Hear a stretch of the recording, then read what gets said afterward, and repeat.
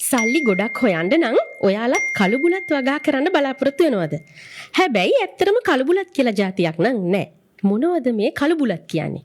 කළු බුලත් කියලා වෙනම ප්‍රභේදයක් අපිට හොයාගන්න නැහැ. බුලත් කිව්වහම රටදලු, මානේරු, ගල්දලු වගේ ඒවා තමයි ප්‍රභේද විදියට ගණන් ගන්නේ. එතකොට මොනවද මේ කළු බුලත්?